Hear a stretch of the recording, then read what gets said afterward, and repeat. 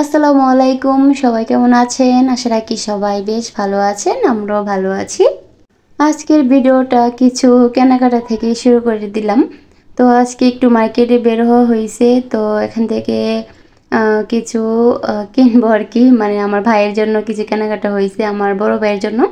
এগুলা ভাইকে বাইরে পাঠানো হবে আর কি। তো যাই হোক, কিনে ফেললাম। আর এখানে আমার যে ড্রেসটা কেনা হয়েছিল রোজার ঈদে, তো এই ড্রেসটা দিলাম টেলারের কাছে, ও সাদা ড্রেসটা আর কি। তো এই তো এখানে মাপ নিচ্ছিল। আর এই তো আমার জামাটা টেলারের কাছে দিয়ে তো এখানে একটা দোকানে আসলাম। আমার এখানে একটা টু পিস কিনবো আর কি। তো এই তো আমার কাছে এই টু পিসটাই ভালো লাগছে। তো এটার মধ্যে আরেকটা ছিল কালো কালার। তো কালো কালারটা ভালো লাগছিল, কিন্তু কালো কালারটা বিক্রি হয়ে গেছে। তো যাই হোক, এখানে আমি এই বেগুনি কালারটা নিব। আর এমনি তো বেগুনি কালার কোনো ড্রেস আমার এখন নাই বর্তমানে। তো যাই হোক, এই কালারটা নিব, এটাই ভালো লাগতেছে। এটা ছিল টু পিস আর কি।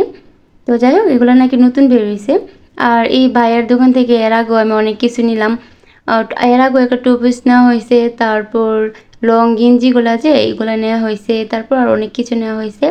তো আমি এখানে গেঞ্জিও দেখতেছিলাম, কিন্তু গেঞ্জি এখানে চয়েস হচ্ছিল না আর কি।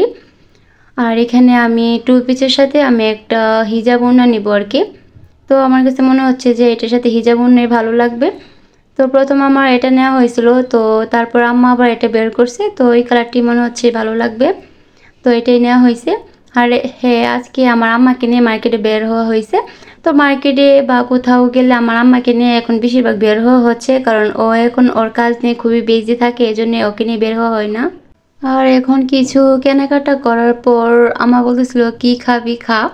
তো আমি ভাবলাম যে একটা নর্মাল বার্গার খেয়ে নিই, আর এখন বার্গারটা খেয়ে নিব।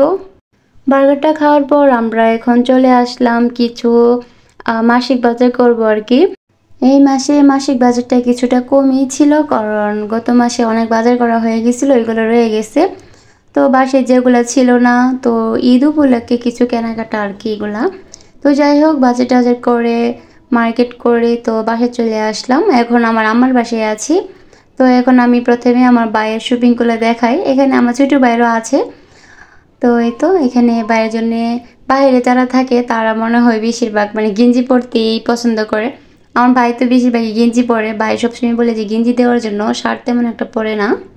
এখানে একটা গেঞ্জি আর একটা পাঞ্জাবি আছে। আর একটা গেঞ্জি না, সরি, দুইটা গেঞ্জি আর একটা পাঞ্জাবি, এগুলা আমার ভাইয়ের একজন ফ্রেন্ড গিফট করছে ভাইয়ের জন্য, বাইরে পাঠানোর জন্য আর কি। আর বাকিগুলা আম্মা কিনে নিয়ে আসছে ভাইয়ের জন্য। তো যাই হোক, এই কালারটা আমি চয়েস করছি। আসলে কি ভাইয়ের জন্য পাচ্ছিলাম না ভালো সুন্দর কালার। তারপরে একটা ছিল লাল আর একটা ছিল নীল কালার। তো আমার কাছে মনে হচ্ছিল আমার ভাই তো ফর্সা একদম, এই জন্য ভাইকে ভালো মানাবে। আর আমার কাছে মনে হয় যারা ফর্সা তাদেরকে যে কোনো একটা কালার পরলেই ভালো মানায়। আর আমার ভাই মাসাল্লাহ ফর্সা, এই জন্য আমার ভাইকে সব কাপড়ই খুব ভালো মানায়। তো যাই হোক, এখানে ভাইয়ের জন্য একটা প্যান্টও কেনা হয়েছে। এগুলা সব কিছু ভাইয়ের জন্য পাঠানো হবে আর কি, বাইরে কাতারে, আমার ভাই কাতারে থাকে। তো যাই হোক, এখানে ভাইয়ের শপিংগুলো তো দেখিয়ে দিলাম। আর এখানে আমার টু পিসটা আবার একটু দেখে নেই।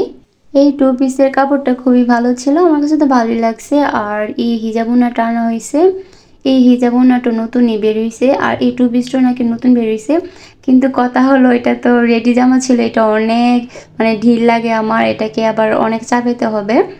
তো যাই হোক, এখানে এই তো এই শপিংগুলা দেখতে দেখতে কুরবানি ঈদও চলে আসছে। কুরবানি ঈদে আমার অনেক মন খারাপ হয়, কারণ আমার ভাই থাকলে কত মজা হইতো, কত ভালো লাগতো। আসলে ফ্যামিলির কেউ যদি দূরে থাকে তাহলে ভালো লাগে না। আর আমার বড় ভাইকে ছাড়া অনেকগুলো ঈদ কাটাইলাম, প্রায় 5-6টা ঈদ হয়ে যাবে। তো অনেক বছর ধরে ভাইয়ের সাথে ঈদ করা হয় না, এই জন্য আসলে ভালো লাগে না। তো যাই হোক, আমরা তো দেশে থাকি, ফ্যামিলির কাছে থাকি।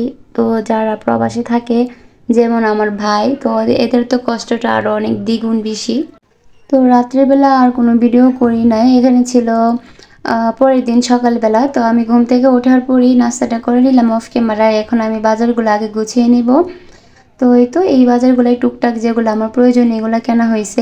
আর এই তো এখন আমি বাজারগুলোকে রিফিল করে তারপর দুপুরে রান্নাবান্না করব আর কি। আর হ্যাঁ, যারা আমার ভিডিওটি দেখছেন, প্লিজ যদি কোনো অংশে ভালো লেগে থাকে একটি লাইক দিয়ে দিবেন। ভয়েস ওভার করার সময় আমার বড় মামা কল দিছে। তো মামা বলতেছিল যে রোজার সময় যায় না, তো এখন যেন যাই। মানে কোরবানিতে যেন যায় আর কি। তো মামারা সবসময় মানে দাওয়াত দেয়, কিন্তু আসলে যাওয়া হয় না।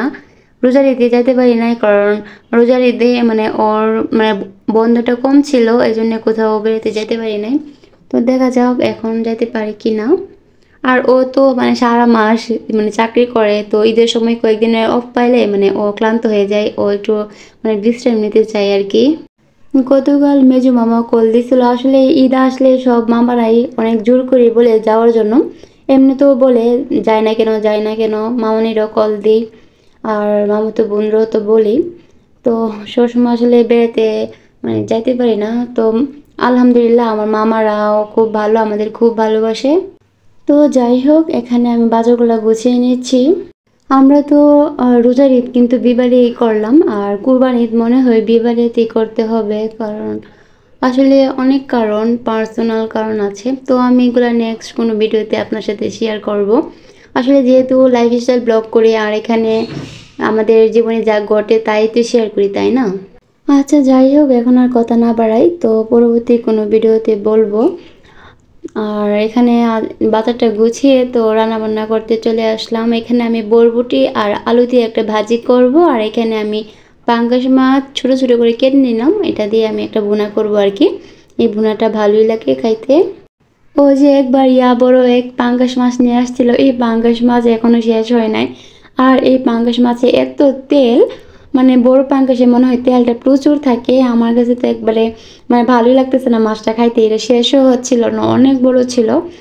আর এই মাছটাতে প্রচুর তেল ছিল। তো পাঙ্গাস মাছ এত অতিরিক্ত বড় মনে হয় ভালো না, আবার ছোট ভালো না, স্বাভাবিক মাছটাই ভালো লাগে। মানুষের জীবনটা কি আমরা কি একটাবার চিন্তা করি? মানে আমাদের চোখের সামনে কত মানুষ চলে যাচ্ছে, তবুও কেন আমরা মরণটাকে ভালোভাবে স্মরণ করি না? তো কয়েকদিন আগে কিন্তু আমাদের ব্রাহ্মণবাড়িয়ার একটা ছেলে মারা গেছে, মানে ছাত্রলীগের আর কি। তো যাই হোক, যেদিন আমাদের ব্রাহ্মণবাড়িয়া নির্বাচন ছিল ওই দিন, তো ওই ছেলেটা কত স্মার্ট ছিল। তো আল্লাহ কিন্তু দুনিয়া থেকে নিয়ে গেছে, হয়তো বা একজনের ওসিলাই মারা গেছে, কিন্তু আল্লাহ ওই দিন ওর মৃত্যু মানে লেখে রাখছিল, এই জন্যই তো মারা গেছে, তাই না?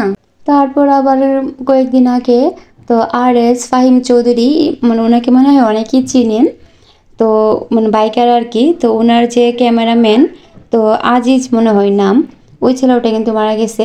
তো ওরা কিন্তু যুবক ছেলেরা, ওরা কিন্তু বিয়ে করে নাই, ওদের তো কত স্বপ্ন ছিল, আর ওরা বিয়ে করব, সংসার করব, তারপর বাচ্চা হইব। একটা মানুষের কত স্বপ্ন থাকে না, আল্লাহ নিয়ে গেছে।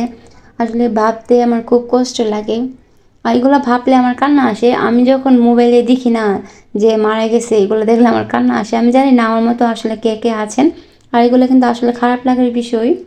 আমি আল্লাহকে সবসময় বলি, আল্লাহ গো তুমি আমাদের সবাইকে নিজ গুণে মাফ করে দাও। আমরা তো শেষ নবীর উম্মত, আমি সবসময় আল্লাহকে বলি, আল্লাহ তুমি আমাদের শেষ নবীর খাতিরে আমাদের মাফ করে দাও। তো আগে যারা মানে নবী ছিল, গত হয়ে গেছে, ওরাও নাকি এখন আফসোস করে যে শেষ নবীর উম্মত কেন হলো না। আর আমরা কতটা ভাগ্যবান যে আমরা শেষ নবীর উম্মত হতে পারছি। তো যাই হোক, আল্লাহ আমাদের সবাইয়ের গুনাহ মাফ করে দেখ, দোয়া করি। আর এখানে আমার রান্না বান্না কিন্তু হয়ে গেছে। তো দুপুরে খাওয়া দাওয়ার পর এটা ছিল একেবারে সন্ধ্যাবেলা, তো ও একটু বাইরে গেছিল, আজকে ও বিকেলবেলায় বাসায় চলে আসছে। তো সন্ধ্যার দিকে আবার একটু বের হয়েছিল আর কি। এখানে ও খাজা নিয়ে আসছে।